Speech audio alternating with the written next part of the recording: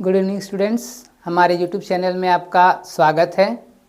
आज हम लोग डिस्कस करेंगे इंग्लिश, इंटरमीडिएट इंग्लिश, जिसका कि बोर्ड एग्ज़ाम बहुत करीब है और आप लोग मेहनत से लगे हुए हैं उसे तैयार करने के लिए कि हम अच्छे मार्क्स कैसे लाएं।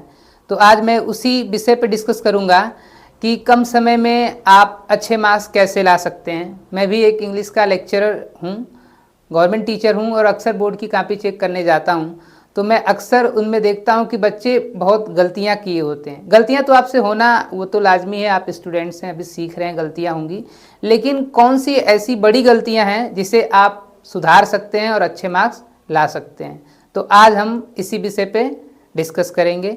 सबसे पहले मैं आपको आपका सिलेबस दिखा देता हूँ और उसके बाद बताऊँगा कि आप कम समय में किस पोर्शन पे अगर ध्यान दे दें तो बहुत अच्छे मार्क्स ला सकते हैं। आइए पहले मैं आपको आपका सिलेबस दिखाता हूँ। सबसे पहले आपको मिलेगा रीडिंग सेक्शन। इसमें 15 मार्क्स होते हैं। ये होता क्या है, ये अनसीन पैसेज होता है जो कि आपके टेक्स्ट बुक से नहीं होगा, कोई भी अनसीन पैसेज होगा और उसे आपको पढ़ के उस पर 4 क्वेश्चन होते हैं 3-3 मार्क्स के, यानी कि 12 मार्क्स, उसे पढ़ के आंसर करना होता है और 3 क्वेश्चन 1-1 मार्क्स के होते हैं वोकैबुलरी के, यानी एंटोनिम्स, सिनोनिम्स या कोई अंडरलाइन वर्ड होगा उसको एक्सप्लेन करना होगा। तो पहली बात तो अगर आपको एग्ज़ाम में रीडिंग सेक्शन करने जा रहे हैं तो कम से कम 1 से 2 बार इसको पढ़ें। ये आगे मैं बताऊंगा, अभी पहले पूरा सिलेबस आपको बता देता हूं मैं। देखिए, तो 15 मार्क्स के आपके रीडिंग सेक्शन होंगे। राइटिंग सेक्शन जो होगा 20 मार्क्स का होगा और इस 20 मार्क्स में क्या होंगे, पहले आएगा आर्टिकल राइटिंग 10 नंबर का और उसके बाद letter writing, letter to an editor and letter to, या कह सकते हैं कंप्लेन लेटर। 2 टाइप के लेटर होते हैं, ये भी मैं बाद में डिस्कस करूंगा। तो 10 नंबर का लेटर राइटिंग, 10 नंबर का आर्टिकल, यानी कि 20 नंबर हो गई है। नेक्स्ट है, उसके बाद ग्रामर सेक्शन आता है आपका। ग्रामर में क्या, जो भी आप अपने सिलेबस में पढ़ रहे हैं, नरेशन जिसको हम डायरेक्ट इनडायरेक्ट कहते हैं, सिंथेसिस, ट्रांसफॉर्मेशन, सेंटेक्स, और उसके बाद वोकैबुलरी आइटम्स जैसे कि उसमें इडियम, फ्रेज है ना, सिनोनिम्स, एंटोनिम्स, 1 वर्ड।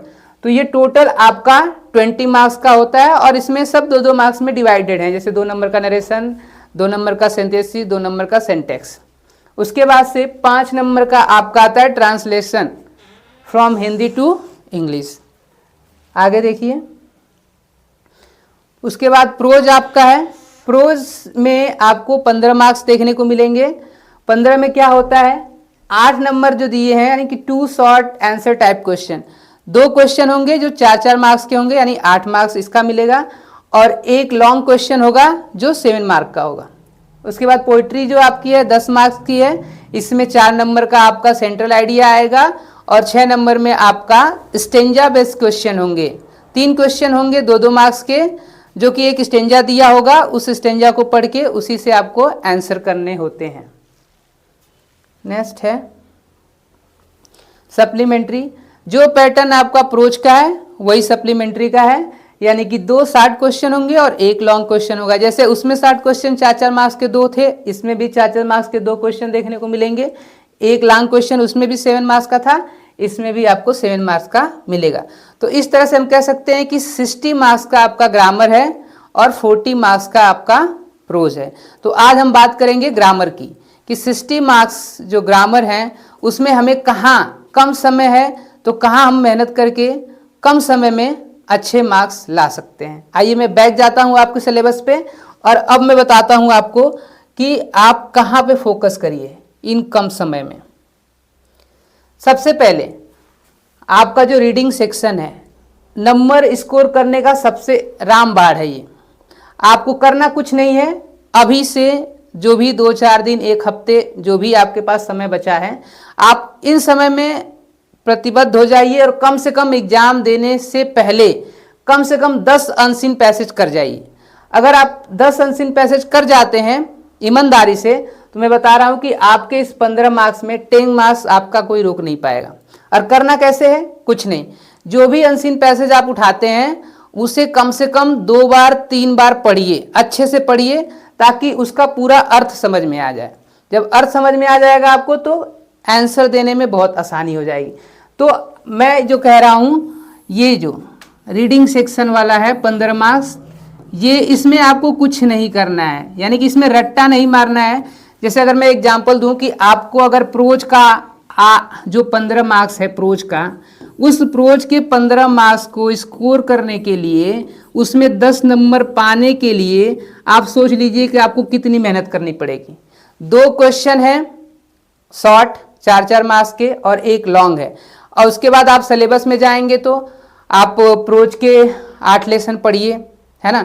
उसमें हर लेसन में कितने शॉर्ट क्वेश्चन है, कितने लॉन्ग क्वेश्चन है, आप तैयार करने बैठेंगे तो अभी इतने कम समय में नहीं कर पाएंगे। लेकिन यहाँ पे आपको 15 मार्क्स कैसे मिल रहे हैं, बस रोज एक आप अनसीन पैसेज करिए और जिस दिन आप एग्जाम हॉल में बैठेंगे ये 15 नंबर आपके डन रहेंगे, कोई रोक नहीं पाएगा आपको। तो पहला फोकस आपका अनसीन पैसेज पे होना चाहिए। दूसरा जो मैं बताना चाह रहा हूँ, राइटिंग सेक्शन। राइटिंग सेक्शन बच्चे क्या गलत करते हैं, आर्टिकल राइटिंग है, 5-6 आर्टिकल राइटिंग कर लीजिए, पहले से प्रैक्टिस कर लीजिए। और इसमें ध्यान क्या देना होता है, जैसे पहले यही ऐसे बोला जाता था, अब ये आर्टिकल हो गया। हेडिंग बनाना नहीं होता है, हेडिंग नहीं बनाना होता है, लेकिन फिर भी आप पैराग्राफ चेंज करते हैं। तो ठीक वही पैटर्न जो पहले वाला था कि जब हम हेडिंग बनाते थे तो इंट्रोडक्शन लिखते थे।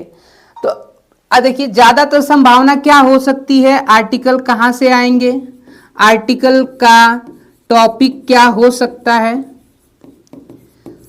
तो मोस्ट प्रोबेबिलिटी होती है कि कोई सोशल प्रॉब्लम हो, सोशल प्रॉब्लम हो, जैसे कि बेरोजगारी है ना, या जनसंख्या पॉपुलेशन कह सकते हैं, या फिर अब मैंने बोला कि इसे सोशल प्रॉब्लम हो, बहुत सारी सोशल प्रॉब्लम जैसे डॉरी सिस्टम हो गया, है ना, सोशल प्रॉब्लम। और एक होता है इन्वायरमेंटल प्रॉब्लम, इन्वायरमेंटल प्रॉब्लम पर्यावरणीय समस्याएं, जैसे कि वायु प्रदूषण, जल प्रदूषण, है ना, या फिर कह सकते हैं डिफॉरेस्टिंग, है ना, कि पेड़ों की कटाई हो रही है ज़्यादा से ज़्यादा, तो डिफॉरेस्टेशन पे आ सकता है, या फिर आपका इकोसिस्टम पे आ सकता है, या फिर सॉइल पोल्यूशन, वाटर पोल्यूशन, या फिर वाटर कंजर्विंग पे भी आ सकता है आपका।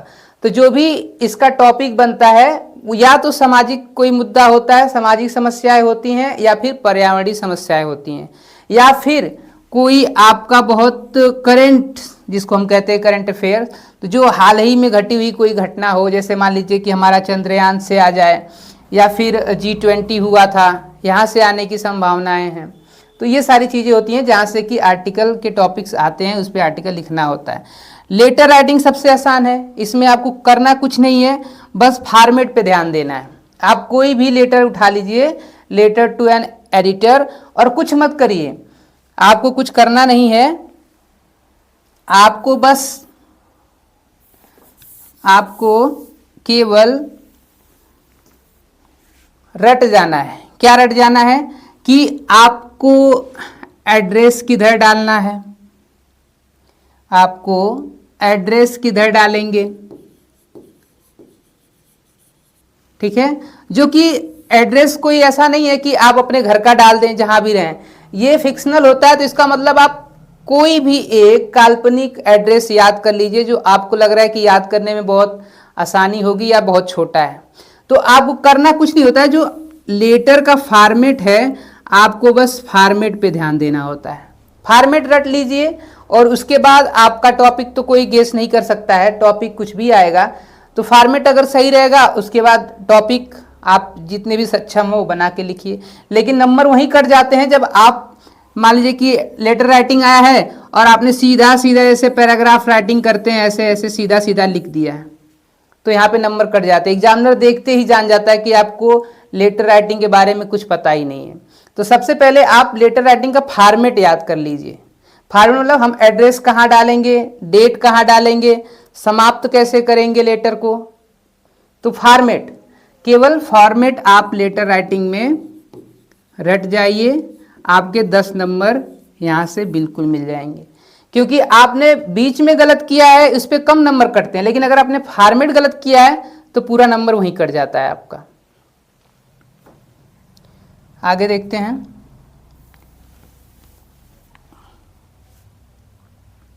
मैं बात कर रहा था आपका ग्रामर सेक्शन में हम लोग कहाँ पूछे थे। एक तो बात हो गई हमारी रीडिंग सेक्शन कैसे करना है। आर्टिकल राइटिंग का मैंने बता दिया और लेटर में मैंने बोला आप फॉर्मेट पे फोकस करिए। आगे देखते हैं ये कितने मार्क्स के हो गए आपके 15, 10, 10, 20 यानी 35 मार्क्स। और कितनी मेहनत करना है ये तो मैंने आपको बता दिया कि इसमें केवल आपको फॉर्मेट याद कर लेना है और ये एक्सरसाइज करने वाली चीज़ है। आप एग्ज़ाम से पहले, एग्ज़ाम हॉल में बैठने से पहले कम से कम 5 से 10 एक्सरसाइज अगर कर जाते हैं तो आप 15 मार्क्स यहाँ से स्कोर कर लेंगे। आगे आते हैं। उसके बाद से ट्रांसलेशन अक्सर बच्चे जो यूपी बोर्ड के हैं, हिंदी मीडियम के स्टूडेंट्स हैं, उनके टेंस बड़े पुअर होते हैं, लेकिन ये करने वाली चीज़ है। आप अगर करेंगे तो इससे भी सीख सकते हैं। तो आप घर पे इसको भी प्रैक्टिस करिए, 2, 4, 5 ट्रांसलेट करिए। देखिए आप कि किस टेंस को किस में ट्रांसलेट किया गया है। पहले आप खुद बनाइए, उसके बाद देखिए कि कहाँ पे मिस्टेक कर रहे हैं। इसके लिए मैं उन्हीं बच्चों को सजेस्ट करूँगा। देखिए छोड़ना तो आपको कुछ नहीं है, एग्ज़ाम में आप छोड़ेंगे कुछ नहीं, लिखना हर क्वेश्चन को है। ये जो होता है ये सबसे लेबोरियस स्टूडेंट के लिए होता है और यहीं पे पता चलता है कि आपने इंटरमीडिएट में 2 साल में इंग्लिश कितनी पढ़ी है। ये नरेशन जब क्लास में चलता है तो 1-1 महीने चलता है। सिंथेसिस, ट्रांसफॉर्मेशन 10-15 दिन आप पढ़ते हैं। सिंटेक्स 1-1 महीने ले लेता है ना। अब इसको अगर छोड़ दिया जाए, देखिए 2 मार्क्स के ये होते हैं, 2 के ये, 2 के ये और 2 के ये, टोटल कितने हो गए। इस 20 में से मैंने केवल 8 मार्क्स अगर सपोर्ट की इरेज कर दिया, 12 मार्क्स आपको सिर्फ रटना है। कौन सा? एंटोनिम्स रटना है, सिनोनिम्स एंटोनिम्स रटना है, वन वर्ड्स सब्स्टिट्यूशन रटना है, होमोफोन्स रटना है। होमोफोन्स क्या होता है कुछ बच्चे नहीं जानते होंगे, बता दूं। होमोफोन्स ऐसे वर्ड होते हैं जो कि प्रोनाउंस करने में तो सेम होते हैं लेकिन उनका अर्थ अलग होता है।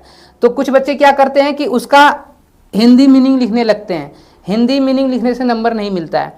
आप अगर उन वर्ड को समझ रहे हैं तो अपने वाक्य प्रयोग करेंगे, उसके उस दोनों से 2 अलग अलग सेंटेंस बनाएंगे, तब उसका आपको मार्क्स मिलेगा।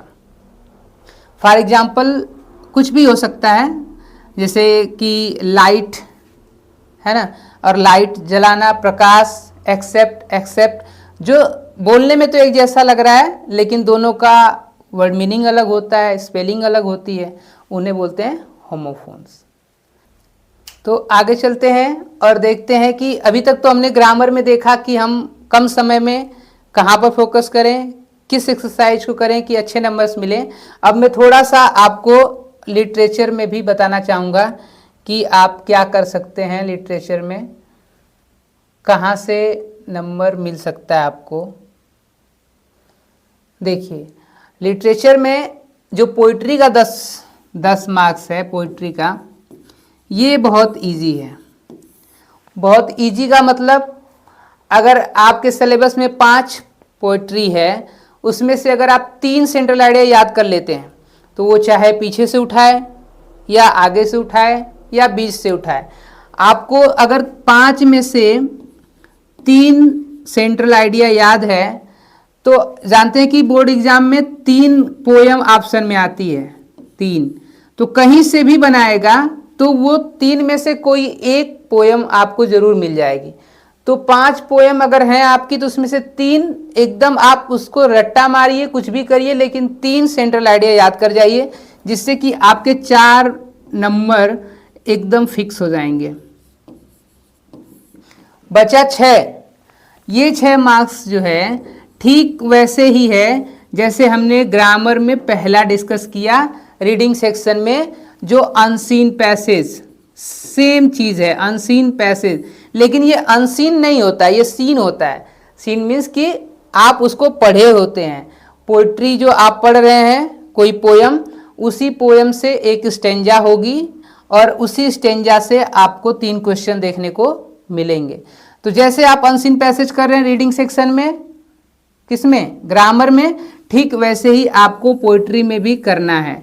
और करना कुछ नहीं है, हर स्टेंजा यानी अपनी जो पोइट्री है, पोइट्री का सारा स्टेंजा जो है पढ़ जाइए, उसका अर्थ समझ लीजिए।